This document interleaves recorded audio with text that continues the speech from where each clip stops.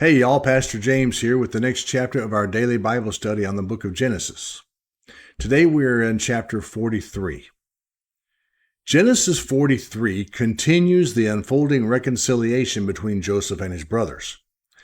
The tension intensifies as the famine persists, forcing Jacob to send Benjamin to Egypt.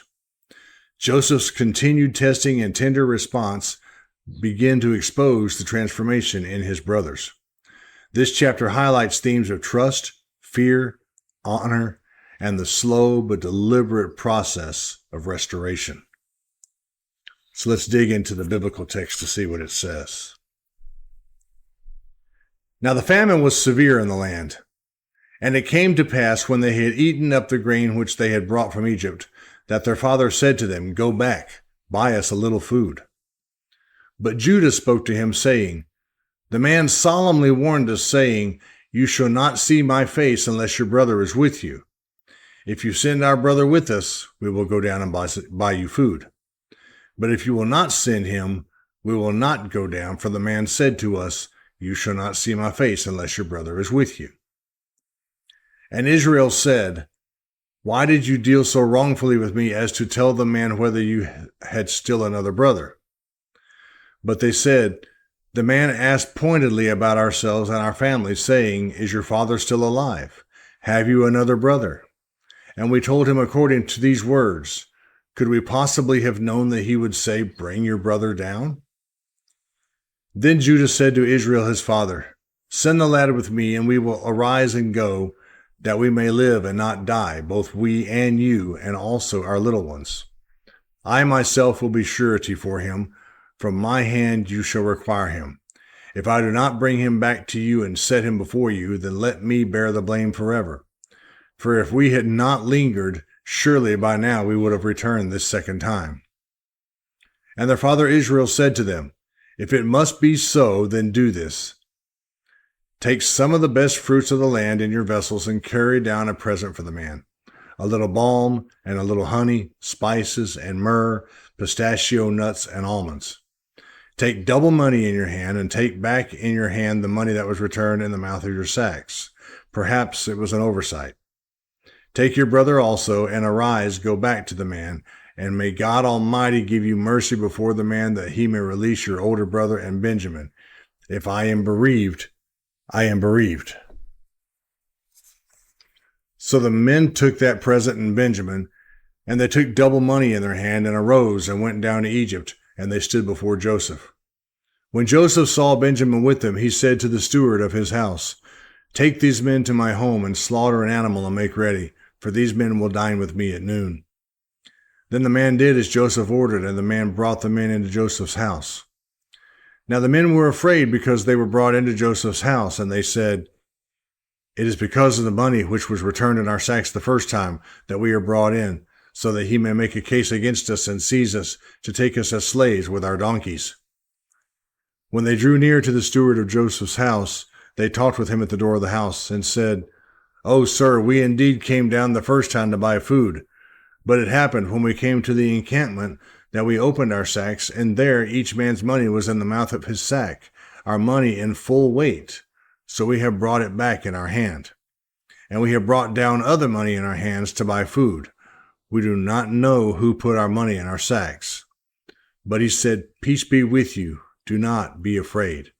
Your God and the God of your father has given you treasure in your sacks. I had your money.' Then he brought Simeon out to them. So the man brought the men into Joseph's house and gave them water, and they washed their feet, and he gave their donkeys feed. Then they made the present ready for Joseph's coming at noon, for they heard that they would eat bread there. And when Joseph came home, they brought him the present which was in their hand into the house, and bowed down before him to the earth. Then he asked them about their well-being, and said, 'Is your father well, the old man of whom you spoke? Is he still alive?' And they answered, 'Your servant, our father, is in good health. He is still alive.' And they bowed their heads down and prostrated themselves. Then he lifted his eyes and saw his brother Benjamin, his mother's son, and said, 'Is this your younger brother of whom you spoke to me?' And he said, 'God be gracious to you, my son.' Now his heart yearned for his brother, so Joseph made haste and sought somewhere to weep. and he went into his chamber and wept there. Then he washed his face and came out, and he restrained himself and said, "Serve the bread." So they set him a place by himself, and them by themselves, and the Egyptians who ate with him by themselves, because the Egyptians could not eat food with the Hebrews, for that is an abomination to the Egyptians. And they sat before him, the firstborn according to his birthright, and the youngest according to his youth. And the men looked in astonishment at one another. Then he took servings to them from before him. But Benjamin's serving was 5 times as much as any of theirs. So they drank and were merry with him. May God bless the reading of his word. So now let's get into our key themes in this chapter. The first one is famine presses Jacob to act. The food from the first journey runs out, and Jacob urges his sons to return to Egypt. Judah, now taking leadership, reminds Jacob that they cannot go unless Benjamin accompanies them.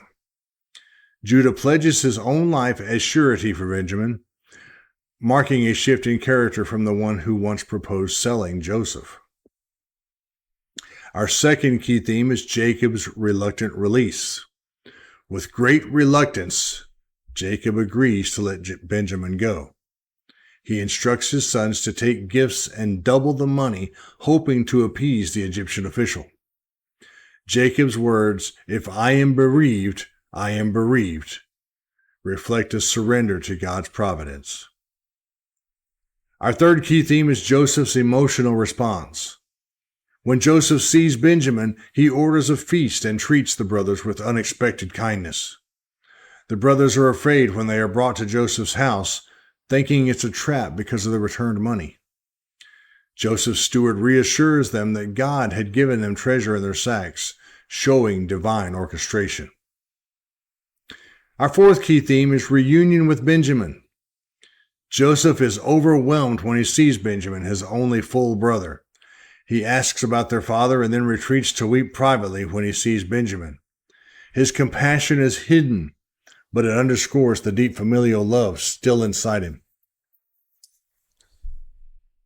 Our fifth key theme is the brothers at the banquet. Joseph seats them in birth order, astonishing the brothers and subtly reminding them of their shared history. Benjamin receives 5 times more than the others, a deliberate test to see if they still harbor jealousy. The brothers feast and drink freely, unaware of what is yet to come. Our sixth key theme is testing and transformation. Joseph's treatment is both gracious and strategic.